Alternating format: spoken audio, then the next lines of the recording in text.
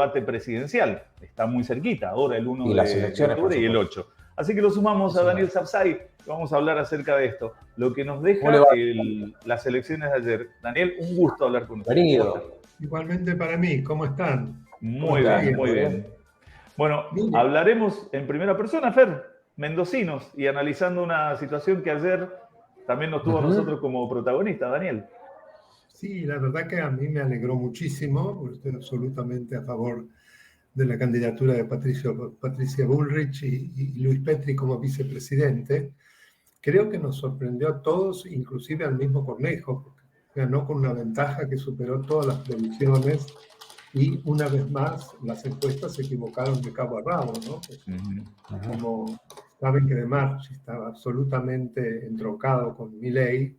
Milei había ganado la provincia, se pensaba que eso se iba a proyectar sobre De Marchi. Y además se demuestra que hay una diferencia muy grande entre lo que ocurre a nivel nacional y lo que ocurre a nivel local, en particular con este personaje tan particular como es Milei. Después él niega que haya apoyado, ya sabemos siempre cómo es la técnica, ¿no? Pero evidentemente era su candidato. Y lo otro, la debacle realmente también impensada a ese nivel del peronismo. El peronismo ni en vuestra provincia ni en ninguna jamás perdió con un poco más de 14 puntos. Se están reconfigurando, ¿no? Los mapas, el mapa político en la República Argentina. Y también le quiero preguntar, Daniel, por esto de reconfigurar un poco el discurso. ¿Cómo piensa que se van los puntos fuertes que se van a ir preparando de cara al discurso presidencial?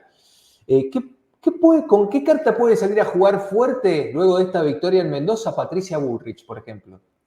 Bueno, yo creo que para Patricia Bullrich esto es un espaldarazo muy grande, porque creo que la carta fuerte es la cantidad de triunfos provinciales, en provincias clave, que eran provincias tradicionalmente peronistas. El caso de Chaco nos sorprendió a todos, el caso de San Juan, de San Luis, bueno, Santa Fe, evidentemente, era casi sinónimo de peronismo Santa Fe, y es una provincia importantísima por cantidad de población, por riqueza, etcétera, etcétera. Entonces, evidentemente eso, yo creo que, quieras o no, va a tener una proyección, y vamos a ver qué pasa todavía. Ustedes saben que coinciden con las elecciones generales de Entre Ríos, provincia de Buenos Aires y ciudad de Buenos Aires. Entre Ríos aparentemente sería un triunfo de Frigerio, es decir, del PRO prácticamente descontado.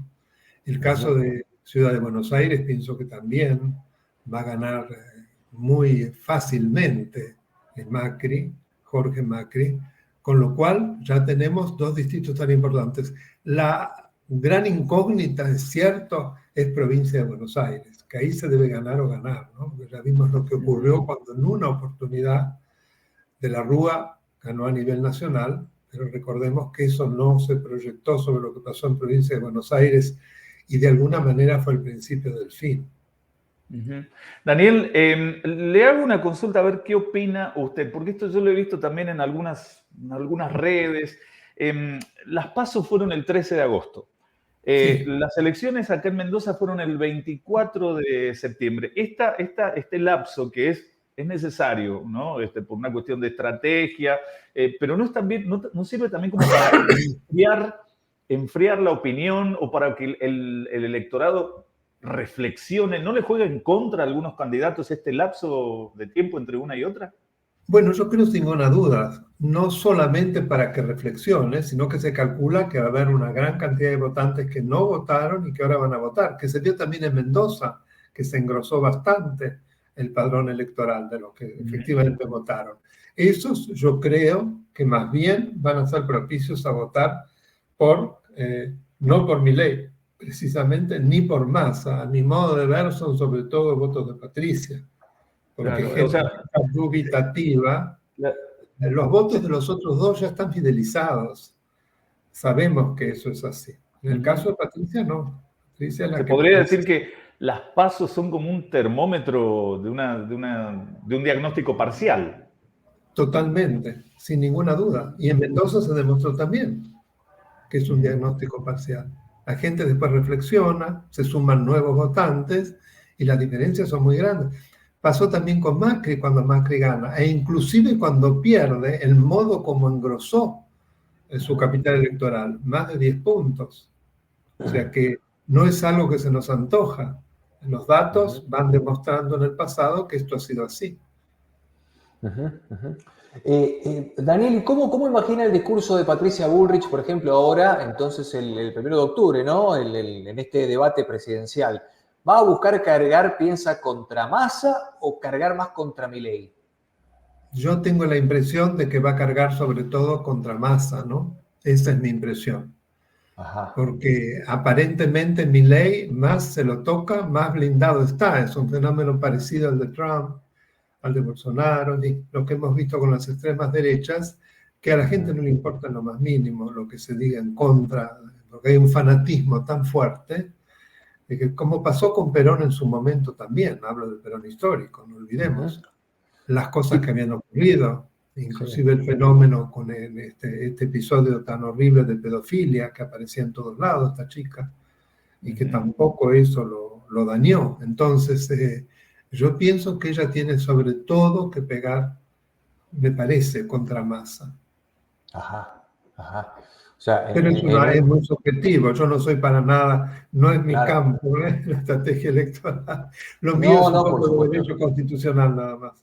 Sí, no, por supuesto, pero queríamos conocer su opinión al respecto. El tema es analizar la cuestión fanática detrás de Milei, por un lado, si es que hay un fanatismo total, como bien marcaba, o que haya sido esto de las PASO y estos números, una especie de advertencia ciudadana, de castigo, de llamada de atención a otras fuerzas más convencionales, como podrían ser Massa y Bullrich, ¿no? Bueno, yo veía en últimas encuestas con todo el valor que puede dárseles, ¿no? Porque vemos que se equivoca muchísimo. La gente responde cualquier cosa o decide al último momento, o sea que no solo es culpa de quienes hacen las encuestas, pero que pareciera que eso es lo que está ocurriendo, es decir, que hay un porcentaje de votos desencantados, a un 2 a 4%, que no volverían a votar a Milei, y eso va engrosando el caudal electoral de Patricia. Así que eso se está produciendo ya. Claro. Eso me parece que va a ser fundamental el debate, fundamental. Daniel, ya que aprovechamos que está usted una eminencia en cuanto al estudio de la Constitución, abogado constitucionalista, aprovechamos, digo, no es tema candente, pero el tema de la famosa dolarización y que se alzaron algunas voces esgrimiendo que no es constitucional la propuesta precisamente de Javier Milei, que lo tiene como una bandera fuerte. ¿Es o no es? La Constitución dice algo claro al respecto. Sí, le agradezco primero palabras tan elogiosas, no puedo dejar de agradecerle. Yo coincido totalmente con el análisis que ha hecho el presidente de la Corte Suprema, el doctor Rosati, cuando sin pestañeo consideró en abstracto, porque en realidad todos dicen de la prejuzgado, bueno, todavía no se planteó ningún caso judicial y me parece que era muy importante que una figura de su relevancia pudiera mostrar lo que la Constitución dice. Sí, la Constitución claramente establece que hay que defender el valor de la moneda y por otro lado lo ve como un atributo de la soberanía nacional. Es decir, lo que no se podría es sustituir una moneda por otra. No se puede sustituir el peso argentino por el dólar. ¿No es cierto? Por allí anduvieron diciendo, pero está el dólar, el peso oro. Por empezar, prácticamente no existe, pero además es peso. Esto creo que lo dijo Diana Mondino. Se me viene a la mente y al recuerdo, Daniel, lo que pasaba en los 80 con el plan austral. Por más que se llamaba austral, no dejaba de ser peso, ¿no? Eso peso, había que entender. Claro. Sí, es muy bueno su observación, por supuesto. O sea, porque efectivamente una emanación bien clara de la soberanía de un país es su moneda. Esto no es como un problema de aerolínea nacional o no aerolínea nacional. No, acá se trata de algo que es fundamental, nada menos que el valor de cambio. Yo veía precisamente ayer, creo que se puede decir, en el programa de la Nata, que analizaron, fue muy interesante, los 3 países dolarizados, el caso de Ecuador, el caso de Panamá, y el caso de el tercero es Ecuador, Panamá y, bueno, no importa, los 3, y El Salvador. El Salvador, Exactamente. Y en todos los resultados fueron muy negativos. para el poder adquisitivo de la gente. En realidad no es cierto que no hubo inflación, por supuesto mucho más pequeña, pero en ese marco sumamente negativa para el poder adquisitivo de la gente. Porque estando en dólar, tener igual, aunque sea una pequeña inflación, cada vez tienen menos poder adquisitivo. Así que además se está vendiendo una ilusión que no es tal, como que porque vamos a tener el dólar, el prestigio y se va a blindar todo. No es cierto, no es así, al contrario. Compartimos un mensajito, Sí. Fer, antes de despedir al abogado. Sí, le quiero leer este mensajito, doctor Sapsay, dice, Raúl Yurastante desde Santa Fe, de Rosario, dice, buen día, doctor Sapsay, en la eventual diferencia de colores entre un partido presidencial sin compartir color con las provincias, ¿eso aumenta la autonomía provincial o las condiciona a nación? No, yo creo que eso muestra, es muy buena la pregunta, el comentario, creo que muestra la enorme debilidad que tendría un presidente, que estaría, por un lado, casi sin legisladores, ni en el Senado ni en diputados, inclusive mucho menos de lo que le pasó a Macri en el 2015, que ya le fue tan difícil, pero tampoco con gobernadores, prácticamente sin intendentes, con una cantidad de legisladores que no imposibilitan el juicio político, no podría parar el juicio político. Es una debilidad nunca vista. Realmente en esas condiciones elegir a alguien yo creo que es una irresponsabilidad. Sí, puede serlo. Daniel, extremadamente agradecido por su punto de vista y le agradecemos mucho lo que ha hecho aportando a nuestro programa. Yo le voy a hacer un pedido que siempre hago a todos, ¿Sí? a los entrevistadores, que si después me pueden mandar el video a mi canal de YouTube, por que supuesto. yo lo subo al canal. Por supuesto, Daniel. Va a ser un placer. Muchas gracias. También para que la gente también consulte lo que ha sido su palabra en este lunes. Un abrazo grande, Daniel. Muchísimas gracias. Fue un placer hablar con ustedes. Igualmente. Un placer, gracias. La verdad que sí, un placer, lo dice el abogado constitucionalista. Estábamos analizando lo que pasó ayer en las elecciones de Mendoza. Daniel